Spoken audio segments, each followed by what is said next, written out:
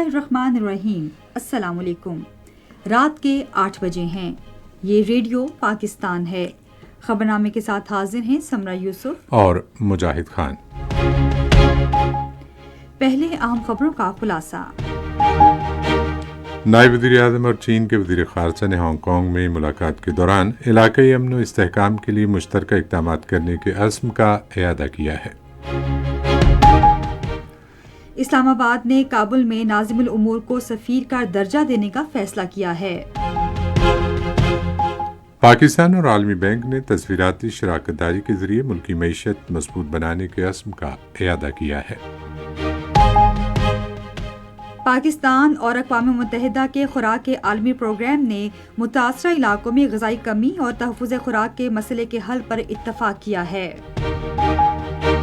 اقوام متحدہ نے فرائض کی انجام دہی کے دوران اپنی جانوں کا نذرانہ پیش کرنے والے 2 پاکستانی امن فوجیوں کو بعد از وفات تمغے دیے ہیں۔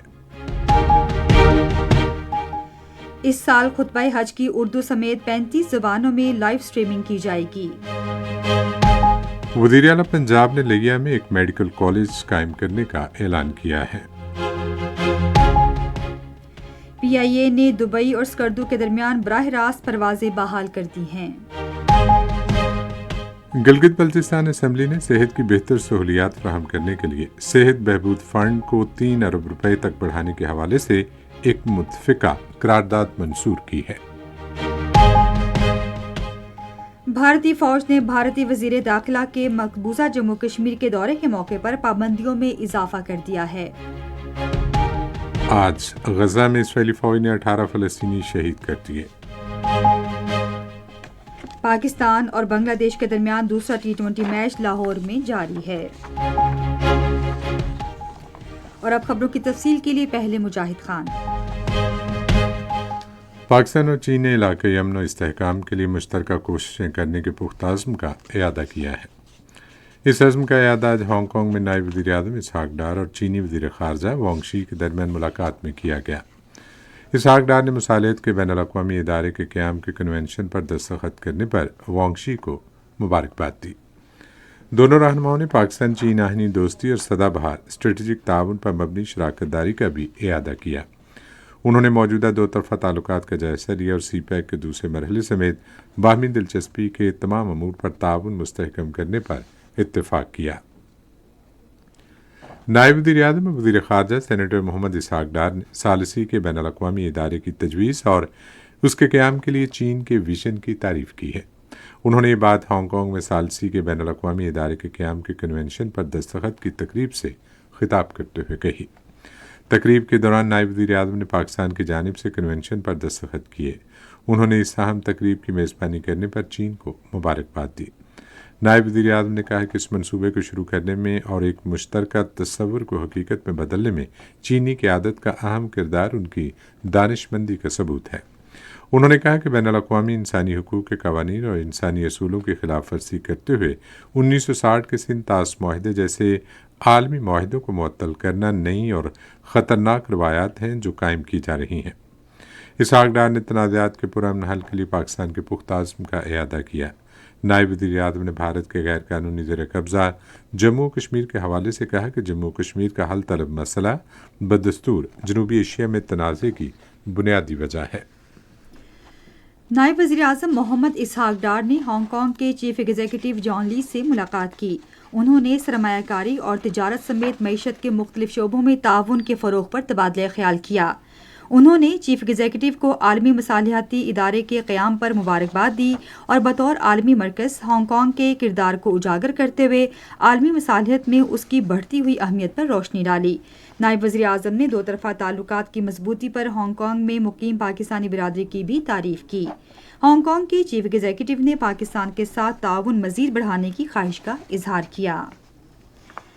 پاکستان نے کابل میں اپنے ناظم الامور کو سفیر کے درجے پر ترقی دینے کا فیصلہ کیا ہے۔ یہ اعلان نائب وزیر اعظم اسحاق ڈار نے آج سماجی رابطے کی ویب سائٹ ایکس پر ایک پیغام میں کیا۔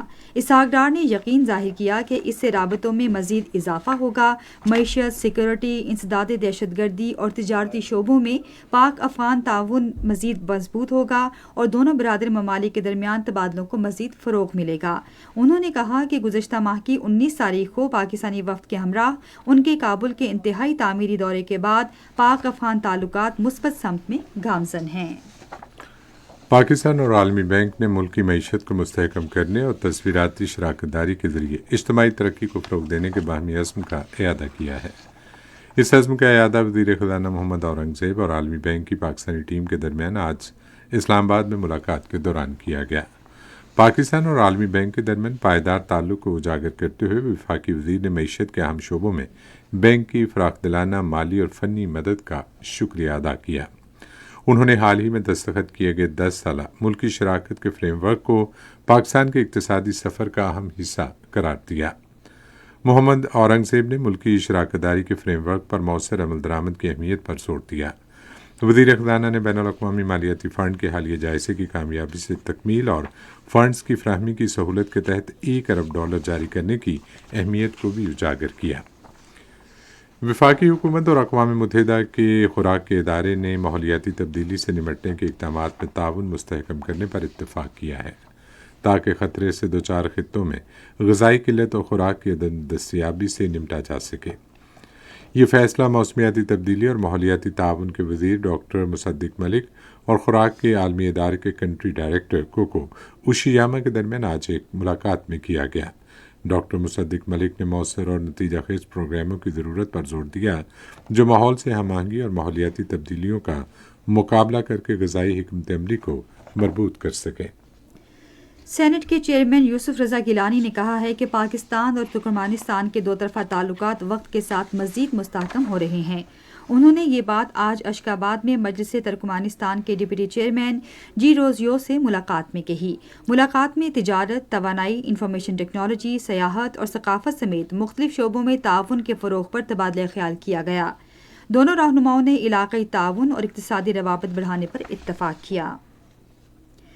Chairman joint chiefs of staff committee general Sahir Shamshad Mirza نے کہا ہے کہ پاکستان اور بھارت کی افواج کے درمیان 22 اپریل سے پہلے کی صورتحال تقریباً بحال ہو چکی ہے۔ انہوں نے رائٹرز کو ایک خصوصی انٹرویو میں کہا کہ اس سے حالیہ کشیدگی کے دوران تعینات کی گئی افواج کی تعداد میں کمی کا اشارہ ملتا ہے۔ جنرل ساحر شمشاد مرزا نے کہا کہ حالیہ لڑائی کشمیر کے متنازع علاقے تک محدود نہیں تھی، اس لیے کشیدگی کا خطرہ بڑھ گیا تھا۔ انہوں نے کہا کہ دونوں ملکوں کے درمیان کشیدگی میں کمی کے لیے کوئی پس پردہ یا غیر رسمی بات چیت نہیں ہوئی۔ انہوں نے واضح طور پر کہا کہ مسائل جنگ کی بجائے مذاکرات اور مشاورت سے ہی حل ہو سکتے ہیں۔ یہ خبریں آپ ریڈیو پاکستان سے سن رہے ہیں۔ قومی تحفظ خوراک اور تحقیق کے وزیر رانا تنویر حسین نے خصوصی سرمایہ کاری سہولت کونسل کے ڈائریکٹر جنرل اسد الرحمان چیمہ سے آج اسلام آباد میں ملاقات کی۔ ملاقات میں زرعی شعبے کو درپیش مشکلات کے حل کے لیے وزارت اور خصوصی سرمایہ کاری سہولت کونسل کے درمیان باہمی تعاون بڑھانے پر تبادلہ خیال کیا گیا۔ ملاقات میں فریقین نے زرعی شعبے کی مجموعی پیداوار بہتر بنانے اور کسانوں کو ریلیف دینے کے لیے کیے گئے کئی اہم اقدامات پر تفصیلی تبادلہ خیال کیا۔ وفاقی وزیر نے اس موقع پر گفتگو کرتے ہوئے بین الادارہ جاتی تعاون کے فروغ میں کونسل کے کردار کو سراہا اور پالیسی اصلاحات کے نفاذ میں وزارت کے مکمل تعاون کا یقین دلایا۔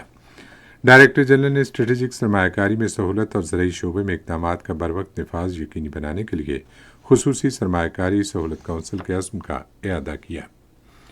خصوصی سرمایہ کاری سہولت کونسل کے تعاون سے پاکستان اور عالمی بینک کے درمیان 10 سالہ کنٹری پارٹنرشپ فریم ورک کا آغاز ہو گیا ہے۔ عالمی بینک کی مینیجنگ ڈائریکٹر آپریشنز اینا بارڈے نے کہا کہ معاشی اصلاحات اور ماحولیاتی تحفظ کے لیے پاکستان کی کوششیں قابل تعریف ہیں۔ پاکستان میں ایتھوپیا کے سفیر ڈاکٹر جمال بکر عبداللہ نے آج اسلام آباد میں اعلیٰ تعلیمی کمیشن کے چیئرمین ڈاکٹر مختار احمد سے ملاقات کی۔ انہوں نے اعلیٰ تعلیم کے شعبے میں دو طرفہ تعاون کی مختلف راہوں پر تبادلہ خیال کیا۔ اس موقع پر ایتھوپیا کے سفیر نے کہا کہ ایتھوپیا اپنے انسانی وسائل کی ترقی کے لیے اعلیٰ تعلیم کے شعبے میں پاکستان کے وسیع تجربے اور معلومات سے استفادہ کرنے میں گہری دلچسپی رکھتا ہے۔ ڈاکٹر مختار احمد نے سفیر کو ادارہ جاتی روابط کے قیام اور پاکستان کی سرکاری یونیورسٹیوں میں اعلیٰ تعلیم کے حصول میں ایتھوپیا کے طلباء کے لیے مواقع کی فراہمی میں اپنے ادارے کے مکمل تعاون کا یقین دلایا۔ پاکستان میں بنگلہ دیش کے ہائی کمشنر محمد اقبال حسین نے کہا ہے کہ بنگلہ دیش پاکستان کے ساتھ مختلف شعبوں میں تعاون مستحکم کرنے کے لیے پرعزم ہے۔ انہوں نے ان خیالات کا اظہار آج لاہور میں گورنر پنجاب سردار سلیم حیدر خان سے ملاقات میں کیا۔ ہائی کمشنر نے کہا کہ پاکستان اور بنگلہ دیش کے درمیان خصوصاً کھیلوں اور ثقافت کے شعبوں میں تعاون کی بڑی گنجائش موجود ہے۔ گورنر پنجاب نے مذہب، تاریخ اور ثقافت جیسی مشترکہ اقدار کی بنیاد پر بنگلہ دیش اور پاکستان کو برادر اسلامی ممالک قرار دیتے ہوئے دونوں ممالک کے قریبی تعلق کو بھی اجاگر کیا۔ انہوں نے دونوں ملکوں کے درمیان عوامی روابط بڑھانے کی ضرورت پر زور دیا اور امید ظاہر کی کہ بنگلہ دیش کی موجودہ حکومت میں دونوں ملکوں کے درمیان دوستانہ اور خوشگوار تعلقات کا نیا باب رقم ہوگا۔ اقوام متحدہ نے 32 ممالک کے 57 فوجی، پولیس اور سویلین امن اہلکاروں کو گزشتہ سال دنیا بھر کے مشنز میں امن کے نصب العین کے لیے اپنی قیمتی جانوں کا نذرانہ پیش کرنے پر اعزازات دیے ہیں، جس میں پاکستان کے 2 امن فوجی شامل ہیں۔ اس حوالے سے اقوام متحدہ کے امن دستوں کے عالمی دن کے موقع پر ایک تقریب ہوئی۔ بعد از وفات ڈیگ ہیمرخولد میڈلز حاصل کرنے والوں میں سپاہی محمد طارق اور حوالدار احسن اللہ خان شامل ہیں، جنہوں نے ابے کے لیے اقوام متحدہ کی عبوری سیکورٹی فورس میں نمایاں خدمات انجام دیں۔ اس سال حج کا خطبہ اردو سمیت 35 زبانوں میں ایک ساتھ نشر کیا جائے گا، جس سے دنیا بھر میں 50 لاکھ مسلمان مستفید ہوں گے۔ سعودی حکام کے اس اہم عالمی اقدام کا مقصد عازمین حج کے روحانی تجربے کو بڑھانا اور عالمی سامعین کو خطبے کا پیغام پہنچانا ہے۔ مختلف سوشل میڈیا پلیٹ فارمز کے ذریعے خطبے کو نشر اور اس کی ڈیجیٹل سٹریمنگ بھی کی جائے گی۔ عالمی بینک کے سبکدوش ہونے والے کنٹری ڈائریکٹر ناجی بہنسن نے آج لاہور میں وزیر اعلیٰ پنجاب مریم نواز شریف سے ملاقات کی۔ وزیر اعلیٰ نے ملاقات کے دوران 2020 سے ناجی بہنسن کی پاکستان میں شاندار خدمات پر انہیں خراج تحسین پیش کیا۔ انہوں نے کہا کہ پنجاب حکومت عالمی بینک کے ساتھ اپنی مضبوط، مؤثر اور دیرینہ شراکت داری کو انتہائی اہمیت دیتی ہے۔ مریم نواز نے کہا کہ عالمی بینک کے ساتھ کنٹری پارٹنرشپ فریم ورک اڑان پاکستان پروگرام کے مقاصد سے ہم آہنگ ہے۔ وزیر اعلیٰ پنجاب مریم نواز نے لیا میں میڈیکل کالج کے قیام کا اعلان کیا ہے۔ تفصیل ریڈیو پاکستان ملتان کے نمائندے ماجد علی محمود سے۔ وزیر اعلیٰ پنجاب مریم نواز شریف نے آج لیا میں طلباء و طالبات میں ہونہار اسکالرشپ اور لیپ ٹاپ تقسیم کر کے ڈیرہ غازی خان ڈویژن میں وزیر اعلیٰ لیپ ٹاپ اسکیم اور ہونہار اسکالرشپ فیز 2 کا باقاعدہ آغاز کیا۔ وزیر اعلیٰ پنجاب مریم نواز شریف نے لیا میں منعقدہ تقریب میں ڈیرہ غازی خان ڈویژن کے طلباء و طالبات میں 1645 لیپ ٹاپ تقسیم کیے۔ سرکاری جامعات کے 586، میڈیکل کالجز کے 199 اور سرکاری کالجز کے 860 طلباء طالبات میں یہ لیپ ٹاپ تقسیم کیے گئے۔ لیا میں ہونہار اسکالرشپ فیز 2 اور لیپ ٹاپ اسکیم کے سلسلے میں منعقدہ تقریب میں وزیر اعلیٰ پنجاب مریم نواز شریف نے لیا میں میڈیکل کالج کے قیام، ڈیرہ غازی خان اور لیا کی جامعات کے لیے 3 ارب روپے کے تاریخی فنڈز، ڈیرہ غازی خان اور لیا میں Nawaz Sharif centre of Excellency برائے ارلی چائلڈ ہوڈ ایجوکیشن کے قیام کے بارے میں بھی اعلانات کیے۔ وزیر اعلیٰ پنجاب نے کہا کہ حکومت نے صوبہ بھر میں ہونہار اسکالرشپ کے تحت اسکالرشپ کی تعداد 30,000 سے بڑھا کر 50,000 کر دی ہے، جبکہ لیپ ٹاپس کی تعداد بھی 30,000 سے بڑھا کر 1 لاکھ کر دی گئی ہے۔ بحری امور کے وزیر جنید انور چودھری اور گورنر سندھ کامران ٹسوری نے آج کراچی میں ملاقات کی۔ ملاقات میں بندرگاہ کے بنیادی ڈھانچے، بحری معیشت، بحری جہاز اور ماہی گیری کے شعبوں کی ترقی پر تبادلہ خیال کیا گیا۔ گورنر سندھ نے کہا کہ بحری امور میں سرکاری اور نجی شعبوں کی شراکت داری سے ترقی کی نئی راہیں کھلیں گی۔ انہوں نے کہا کہ کراچی کی بندرگاہیں ملکی معیشت کو چلانے کا اہم ذریعہ ہیں اور انہیں جدید تقاضوں کے مطابق ڈھالنا وقت کی ضرورت ہے۔ ملاقات میں گوادر، کراچی اور پورٹ قاسم میں سرکاری اور نجی شعبوں کی شراکت داری کے تحت جاری منصوبوں کی پیش رفت پر بھی تبادلہ خیال کیا گیا۔ خیبر پختونخوا کے گورنر فیصل کریم کنڈی نے سیلاب سے ہونے والے جانی اور مالی نقصانات کم کرنے کے لیے بروقت حفاظتی اقدامات کرنے کی ضرورت پر زور دیا ہے۔ انہوں نے آج اسلام آباد میں ہنگامی امدادی ادارے کے ہیڈ کوارٹرز کا دورہ کرتے ہوئے ملک میں ہر طرح کی ہنگامی صورتحال سے نمٹنے کے لیے ادارے کی تیاری اور پیشگی منصوبہ بندی کو سراہا۔ پنجاب اور خیبر پختونخوا میں حالیہ بارشوں سے ہونے والے واقعات میں 11 افراد جاں بحق اور تقریباً 50 زخمی ہو گئے ہیں۔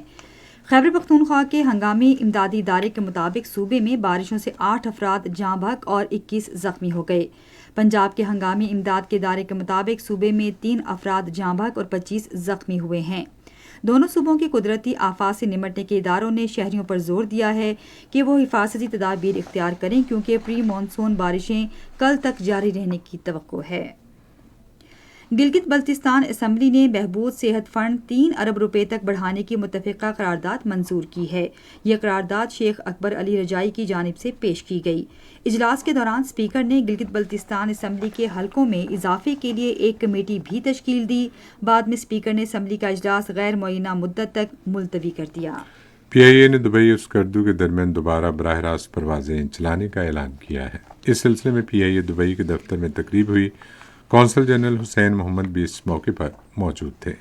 پی آئی اے کے ریجنل مینیجر سرمد اعزاز کے مطابق متحدہ عرب امارات اور پاکستان کے درمیان سیاحت کے فروغ اور عوامی روابط بڑھانے کے حوالے سے یہ ایک اہم قدم ہے۔ یہ خبریں ریڈیو پاکستان سے نشر کی جا رہی ہیں۔ بھارتی وزیر داخلہ امیت شاہ کے مقبوضہ جموں کشمیر کے 2 روزہ دورے کے موقع پر پونچھ اور جموں اضلاع میں پابندیاں مزید سخت کر دی گئی ہیں۔ کشمیری میڈیا سروس کے مطابق حکام نے کہا کہ امیت شاہ جموں میں اپنے 2 روزہ قیام کے دوران ضلع بھر میں مذہبی مقامات کا دورہ اور بھارتی بارڈر سیکورٹی فورس کے اہلکاروں سے بھی ملاقات کریں گے۔ جموں میں گورنر ہاؤس کے گرد بھارتی فوجیوں کی بھاری نفری تعینات کی گئی ہے، جہاں بھارتی وزیر داخلہ اعلیٰ سطح کے ایک اجلاس کی صدارت کریں گے۔ پونچھ میں گاڑیوں اور لوگوں کی سخت تلاشی لی جا رہی ہے۔ انہوں نے کہا کہ گاڑیوں کی آمد و رفت پر کڑی نظر رکھنے کے لیے داخلی اور خارجی راستوں پر چوکیاں قائم کی گئی ہیں۔ بھارتی فضائیہ کے سربراہ ایئر مارشل اے پی سنگھ کی جانب سے بھارت کے دفاعی ساز و سامان کی خریداری کے عمل میں سنگین بے ضابطگیاں تسلیم کرنے کے بعد بھارت کے دفاعی نظام کے نقائص اور بدعنوانی عالمی سطح پر ایک بار پھر بے نقاب ہو گئی ہے۔ انہوں نے نئی دلی میں سالانہ کاروباری سربراہ اجلاس سے خطاب کرتے ہوئے کہا کہ بھارت کا کوئی بھی بڑا دفاعی منصوبہ وقت پر مکمل نہیں ہوا۔ دفاعی ٹھیکوں میں بدعنوانی کا انکشاف کرتے ہوئے انہوں نے کہا کہ معاہدوں پر دستخط ہوئے تاہم ہتھیار کبھی وقت پر حاصل نہیں ہوئے۔ امریکہ سے جنوری تک اب تک مستند دستاویزات نہ ہونے کے باعث 1000 سے زائد بھارتی شہریوں کو واپس بھیجا گیا ہے۔ بھارت کی وزارت خارجہ کے ترجمہ رندھیر جیسوال نے ان بھارتی شہریوں کی واپسی کی تصدیق کی۔ فروری میں امریکہ نے 100 سے زائد بھارتی شہریوں کو ایک امریکی فوجی پرواز کے ذریعے بھارت ڈیپورٹ کر دیا تھا۔ اطلاعات کے مطابق ان میں سے بعض بھارتی شہری زنجیروں سے جکڑے ہوئے تھے۔ مغربی بنگال کی وزیر اعلیٰ ممتا بنرجی نے پاکستان کے خلاف آپریشن کو آپریشن سندور کا نام دینے پر وزیر اعظم نریندر مودی پر کڑی تنقید کرتے ہوئے کہا ہے کہ آپریشن کو یہ نام سیاسی مقاصد حاصل کرنے کے لیے دیا گیا۔ کشمیر میڈیا سروس کے مطابق انہوں نے کہا کہ نریندر مودی علی پور دوار میں اپنے خطاب کے ذریعے تقسیم اور انتشار کی سیاست کی حوصلہ افزائی کر رہے ہیں۔ وزیر اعلیٰ نے کہا کہ مرشد آباد میں فرقہ وارانہ تشدد کی منصوبہ بندی اور اسے ہوا دینے میں بھارتیہ جنتا پارٹی کا ہاتھ ہے۔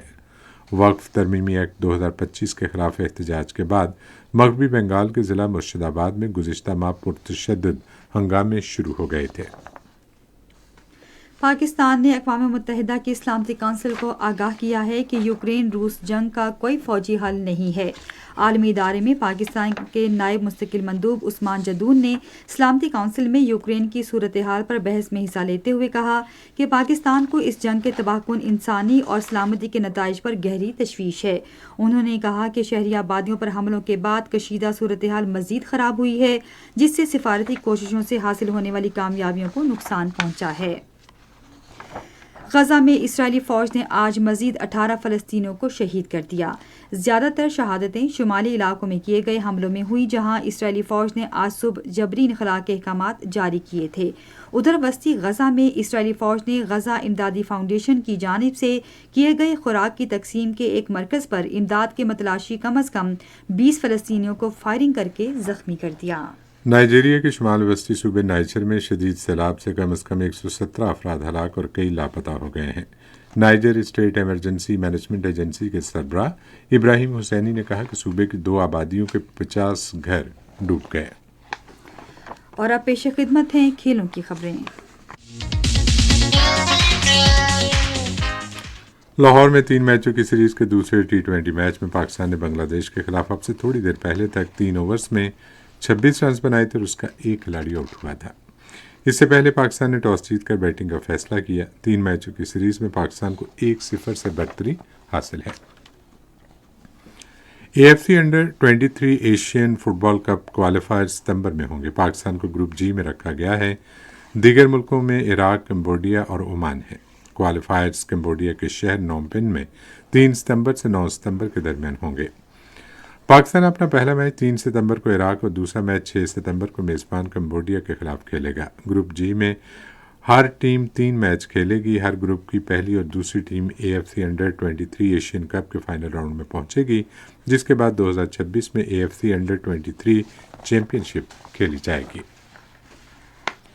مشہور نیزہ باز ارشد ندیم نے جنوبی کوریا میں ایشین ایتھلیٹکس چیمپئن شپ کے فائنل کے لیے کوالیفائی کر لیا ہے۔ میاں چانو سے تعلق رکھنے والے اس نامور نیزہ باز نے ایک کوالیفائنگ راؤنڈ میں اپنی پہلی اور واحد کوشش میں 86.34 میٹر کے فاصلے پر نیزہ پھینک کر فائنل کے لیے کوالیفائی کیا۔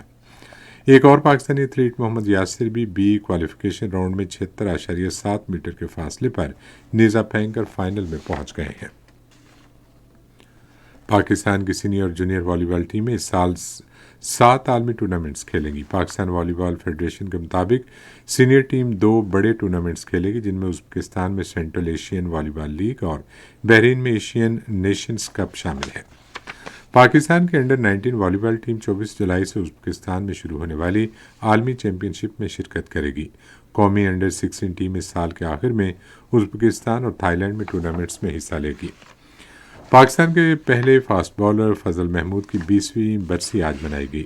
وہ 18 فروری 1927 کو لاہور میں پیدا ہوئے۔ انہوں نے 1943 میں فرسٹ کلاس کرکٹ شروع کی۔ انہوں نے 34 ٹیسٹ میچوں میں 24.7 کے اوسط سے 139 وکٹیں حاصل کی۔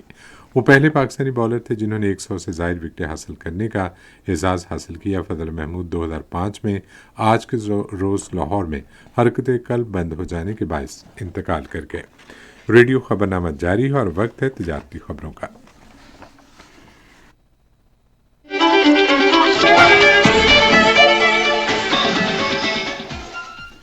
پاکستان اسٹاک ایکسچینج میں آج تیزی کا رجحان دیکھا گیا۔ KSE 100 انڈیکس 719 پوائنٹس کے اضافے کے بعد مارکیٹ کے اختتام پر 1,19,691 پوائنٹس پر بند ہوا۔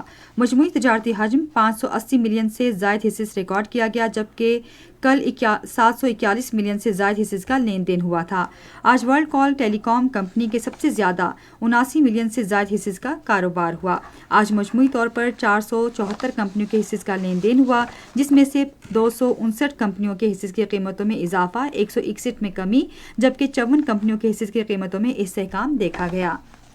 PIA ہولڈنگ کمپنی کے حصص کی قیمتوں میں سب سے زیادہ 2,670 روپے 41 پیسے کا اضافہ، جبکہ رفان میز پروڈکٹس کے حصص کی قیمتوں میں 147 روپے 42 پیسے کی کمی ہوئی۔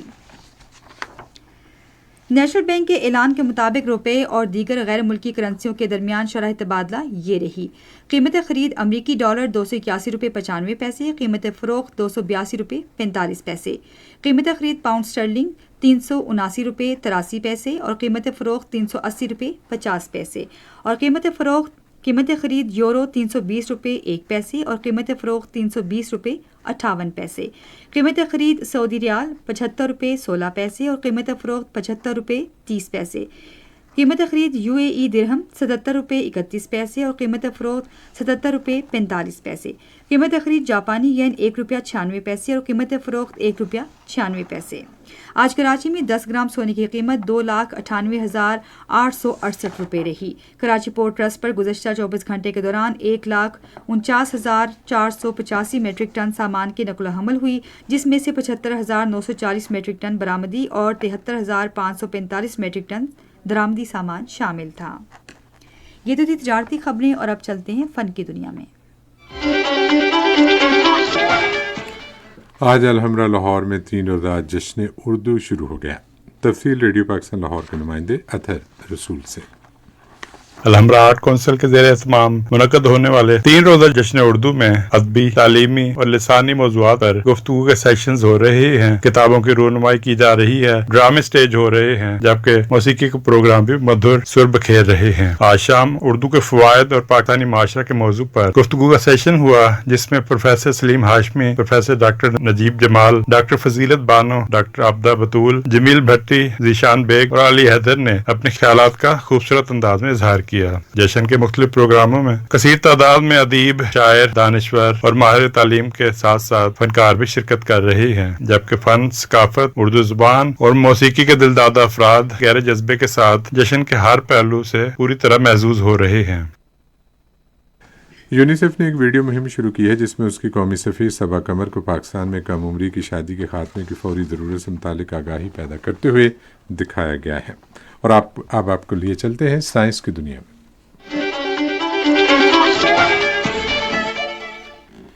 قومی خلائی تحقیقاتی ادارے اسپارکو کے زیر اہتمام آج پاکستان کے مصنوعی سیارے پاکسیٹ MM1 کی پہلی سالگرہ منائی گئی. یہ مواصلاتی سیارہ آج سے 1 سال قبل چین کے تعاون سے خلا میں بھیجا گیا تھا. سیارے کی مدد سے قومی رابطے، ڈیجیٹل رسائی اور محفوظ مواصلاتی نظام کے حوالے سے کئی اہم کامیابیاں حاصل کی گئی ہیں. خصوصاً دور دراز علاقوں کے لیے تیز رفتار براڈ بینڈ میں توسیع کا اہم سنگ میل طے کیے جانے کے علاوہ ای لرننگ، ٹیلی میڈیسن کے شعبوں میں بھی خاطر خواہ ترقی ہوئی ہے.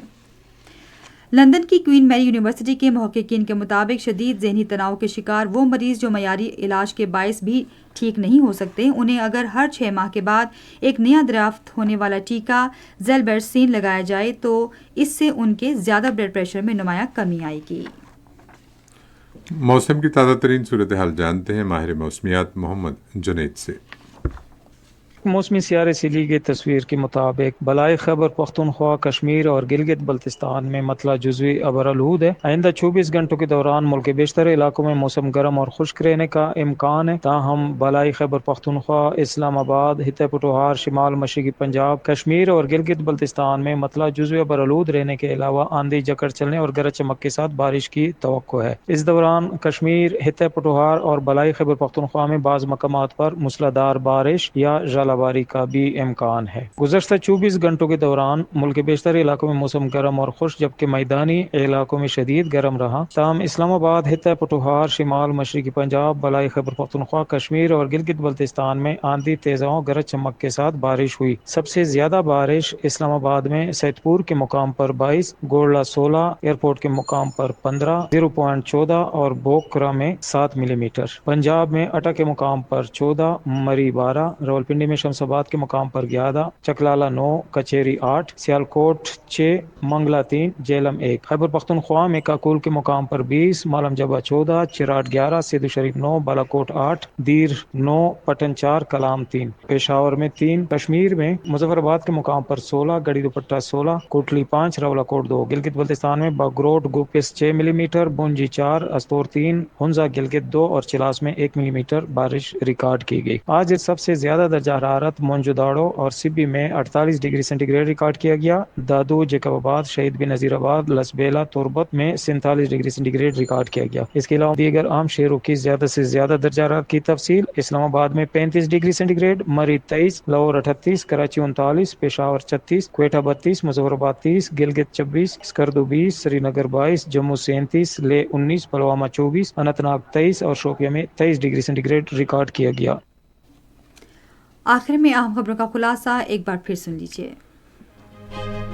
نائب وزیر اعظم اور چین کے وزیر خارجہ نے ہانگ کانگ میں ملاقات کے دوران علاقائی امن و استحکام کے لیے مشترکہ اقدامات کرنے کے عزم کا اعادہ کیا ہے. اسلام آباد نے کابل میں ناظم الامور کو سفیر کا درجہ دینے کا فیصلہ کیا ہے۔ پاکستان اور عالمی بینک نے تصویراتی شراکت داری کے ذریعے ملکی معیشت مضبوط بنانے کے عزم کا اعادہ کیا ہے۔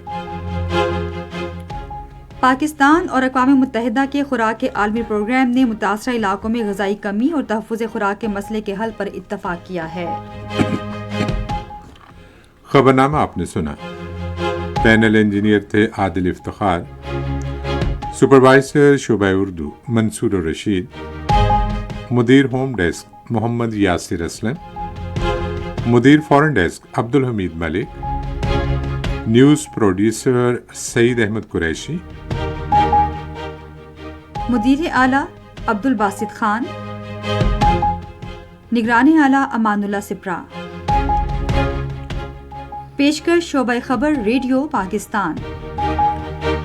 مزید خبروں اور تصحیحوں کے لیے آئیے ہماری ویب سائٹ پر، پتہ ہے radio.gov.pk، اور آپ ریڈیو پاکستان کے official Facebook page radio Pakistan news official پر خبرنامے کی براہ راست ویڈیو اسٹریمنگ بھی ملاحظہ کر سکتے ہیں۔ اسی کے ساتھ ریڈیو خبرنامہ اپنے اختتام کو پہنچا۔ ہمیں نیوز ٹیم کے ہمراہ اجازت دیجیے۔ اللہ نگہبان۔